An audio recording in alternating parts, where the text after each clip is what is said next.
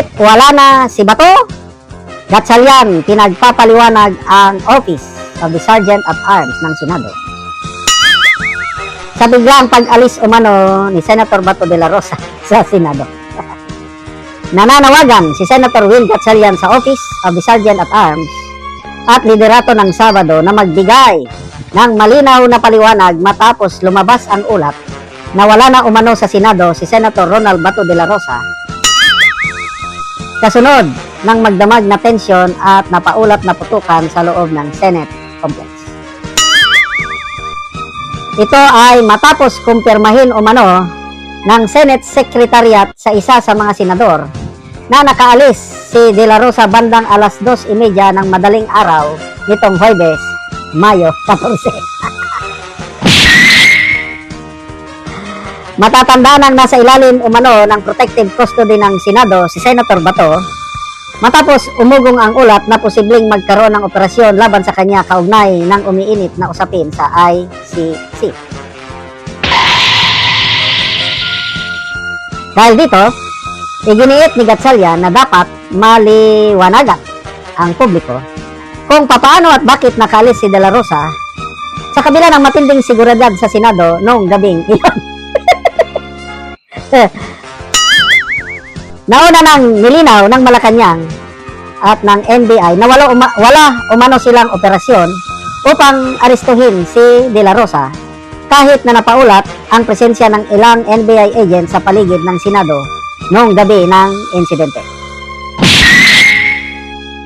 Samantala, patuloy pa rin pinag-uusapan online ang mga nangyari sa Senado, kabilang ang warning shots, presensya ng armado at uniform personnel, at ang misteryosong pag-alis umano ni Senator Bato mula sa Senate premises. Ano na ba ito?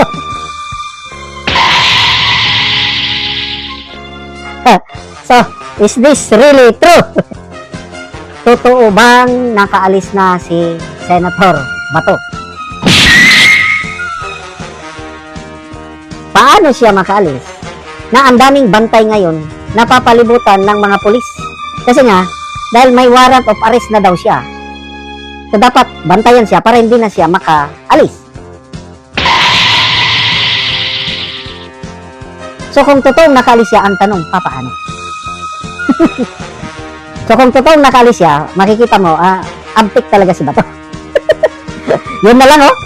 Yung, nung May 11 na insidente, diruin mo, siyam na NBI agents ang nakatagalaga sa kanya na mag-aresto. Nakaya niya takbuhan, nakipag-wrestling ko no.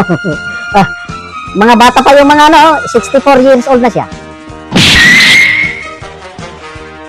Mga half his age siguro yung mga NBI agents. Wala silang nago. Nakapasok sa session hall at nakaboto para mapalitan si Soto. At ngayon, mission accomplished. Permission to live, sir.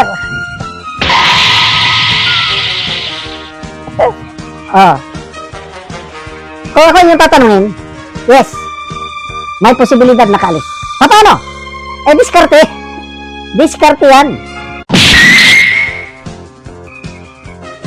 Una, mga pulis ang nagbabantay. Mas maraming pulis. Dati siyang PNP chief. At, ang alam ko, I might be wrong, maraming pulis na sympathetic kay Tatay Digong. Kasi, yung pag-upo ni Tatay Digong, ang una niyang ginawa is dinoble ang sahod ng mga pulis at sundalo. Kaya, maraming nagpapasalamat na uniform personnel kay Tatay Digong. Lalo na kami nga mga retirees. Dati, nasama kami doon. Kaya halos lahat ng, di naman lahat, kailang karamihan, retirees, mga BBs yan. Dahil sa ginawa ni Tatay Digong, pag-increase ng sweldo kasama ng aming pension. Kaya, kung totoo mang nakaalis si Senator Bato, despite na nandyan ang, I don't know how many policemen were there, nag-siege, alam nyo na, kulturang Pinoy. Alam mo, meron pa, sa military uniform, may ano kami, seniority. Kahit anong mangyari, parang walang nakita. Oh, ganun yun. Kaya wag na kayong magtaka kung totoo na nakalis. Oh, maalala ko, nung midterm election last year, boto ng mga uniform personnel, PNP, AAP, overwhelming. PDP laban ang nanalo. Doon mo makikita na maka Duterte ang mga uniform personnel. Hindi lang sila makapagsalita. Kailan, dahil balota yon, sacred right nila na bumoto, lumabas, mga maka Duterte ang mga naka-uniforme.